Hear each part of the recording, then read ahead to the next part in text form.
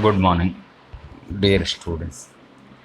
आइए आज हम देखते हैं accessing the data frame through the LOC और ILOC method for indexing using labels. ये फंक्शन हम पहले भी पढ़ चुके हैं, एलओसी और आईएलओसी सीरीज के साथ में। Hope you remember. Pandas provides LOC and ILOC methods to access the subset from data frame। क्या करता है? सबसेट प्रोवाइड करता है। सबसेट इंपॉर्टेंट वर्ड क्या है? It provides the subset from data frame using row और कॉलम। तो एक एक एग्जांपल के साथ में हम देखेंगे। सबसे पहले सिंटैक्स देख लेते हैं। Accessing data frame through LOC method. It is used to access group of rows and columns. What is the use? It is used to access the group of rows and columns. The syntax is data frame, df is the data frame name, loc is the function name, starting row, ending row, starting column, ending column. So if we pass in row or column part, then the pandas will provide the entire row or column। Example के साथ में देखेंगे इसका क्या meaning है। If we pass in row और column part, then pandas will provide the entire row और column respectively। इसका एग्जाम्पल के साथ मीनिंग देखेंगे। ये हमारे पास लाइन नंबर 1 से 11 तक एक प्रोग्राम है। फर्स्ट स्टेटमेंट सिंपल हमारा इंपोर्ट स्टेटमेंट है। ए रन्स एक डिक्शनरी है। इस डिक्शनरी में ये की है, दिस इज की, और ये उस डिक्शनरी के अंदर वैल्यूज़ है ये, और वो एक क्या है, अपने आप में डिक्शनरी है। तो अगर आप ध्यान से देखेंगे तो ये एक नेस्टेड डिक्शनरी है। क्या है? Nested dictionary. तो जहाँ पे ये की है, ये सारी की है, और ये पूरी उस की वैल्यू है, और उसके अंदर भी इंटरनली एक और डिक्शनरी है। सो जब आप इससे डेटा फ्रेम बनाओगे, it is basically nested dictionary.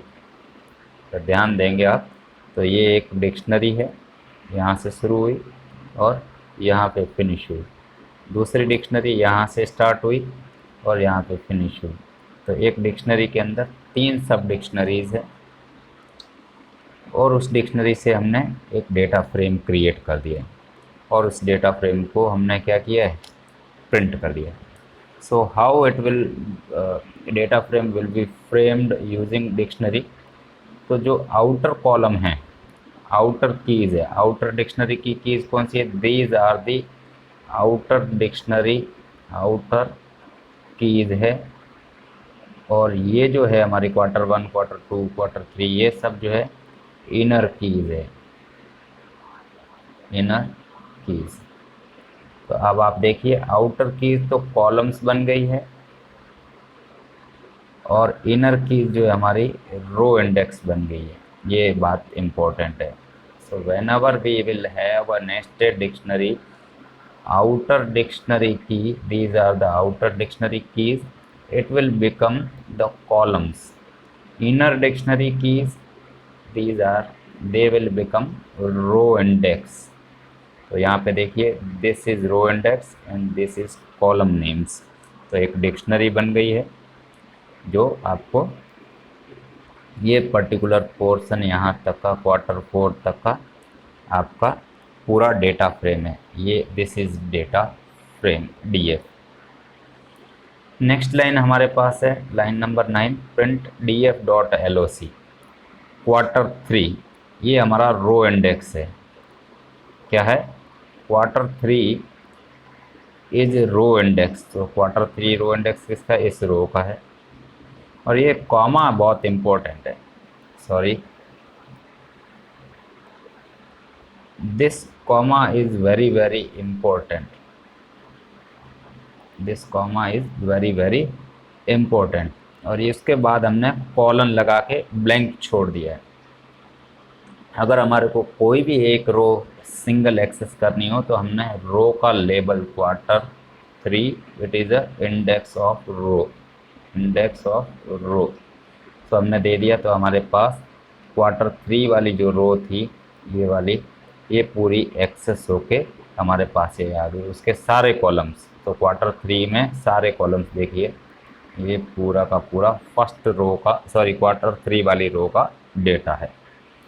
उसके बाद हमने कहा Q1 और Q3 अगर मल्टीपल कॉलम्स चाहिए तो हमको कॉमा करके इस तरह से सेपरेटली लिखना पड़ेगा। तो यहाँ पे देखिए Q1 से लेके 3 तक, Q1 2 3 ये हमारा स्टार्टिंग वैल्यू है, स्टार्ट, ये एंड। अगर आपने सिंटेक्स पे ध्यान दिया हो तो एंड, ये जो पर्टिकुलर पोर्शन है, this particular portion is for row and after the column this is for column. So column we have not specified, so all the columns have appeared for 3 rows we have specified from Q1 to Q3, Q1 2 3. So this is the way how we can access multiple rows using LOC function. So what is the use? LOC function will access the rows for the given index. यहाँ जो भी हम index लिखेंगे उस index का रो आ जाएगा। सो this is the meaning of LOC function. एक दूसरे एग्जांपल में देखिए, ये हमारी वही डिक्शनरी है इसी तरह की, और हमने यहाँ पे डिक्शनरी को प्रिंट कर दिया है।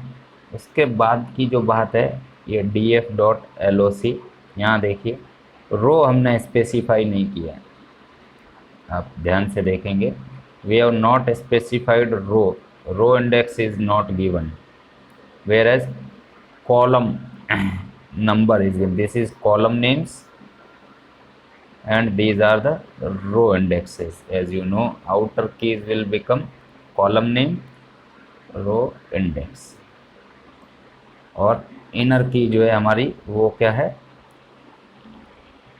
हमारी रो इंडेक्स, और आउटर की हमारी कॉलम नेम्स। तो आप अगर ध्यान से देखेंगे इस डिक्शनरी को तो ये आपकी कॉलम आउटर कीज है, आउटर की है, और ये जो हमारी है इनर कीज थी, प्रिंट हो गई है। तो यहाँ पे ये लाइन इम्पोर्टेंट है, ये वाला लाइन जो है इम्पोर्टेंट है। क्या है देखिए, रो लेबल हमने स्पेसिफाई नहीं किया बट कॉलम TCS स्पेसिफाई, तो पूरा कॉलम आएगा और सारी रोज आएगी।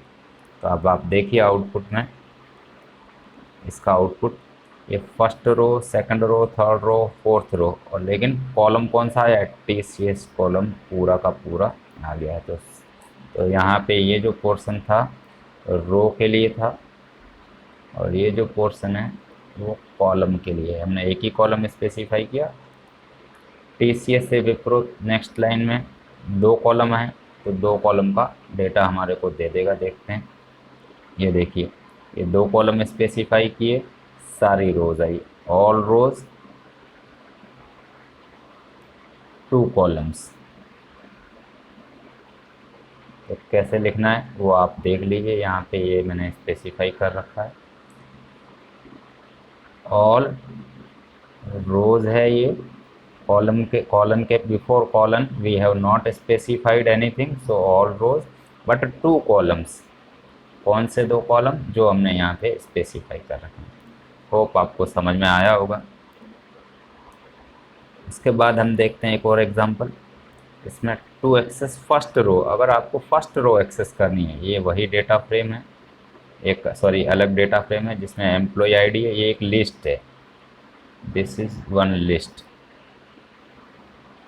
ध्यान से देखिए, इंपोर्ट स्टेटमेंट है, ये एक डिक्शनरी है और उस डिक्शनरी में ये लिस्ट है,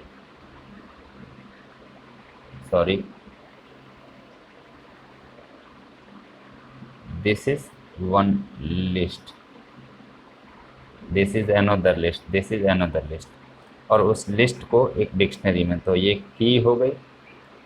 की है और वैल्यू की जगह लिस्ट है। एक बार फिर से मैं बता देता हूँ, दिस इज की, दीज आर वैल्यूज। सो उससे हमने एक डेटा फ्रेम क्रिएट कर लिया। ये आपके कॉलम लेबल बन जाएंगे और ये आपकी वैल्यूज़ बन जाएगी। इंडेक्स हमने स्पेसिफाई नहीं किया तो ऑटोमेटिक आ गया, देखो इंडेक्स। प्रिंट डेटा फ्रेम, ये डेटा फ्रेम आपके सामने प्रिंटेड है। अब देखिए df.loc 0, ये है आपने जो स्पेसिफाई किया है वो रो इंडेक्स है। आपने एज यू नो इस तरह से हम देखते हैं, starting row, row from, row to, row from. अगर आपको सिंटेक्स याद है तो LOC फंक्शन में दो पार्ट थे, ये रो के लिए, ये कॉलम के लिए, और बीच में कॉलन था। तो यहाँ starting row, ending row, starting column, ending column. तो हमने सिर्फ क्या किया, स्टार्टिंग रो स्पेसिफाई की। So this is row number,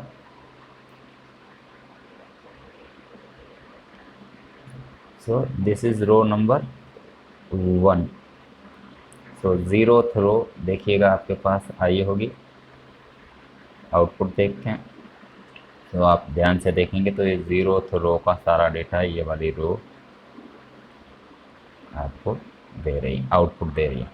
next line में हमारे पास है, हमने स्पेसिफाई कर दिया row number 0 to 2, starting row is 0, ending row is 2।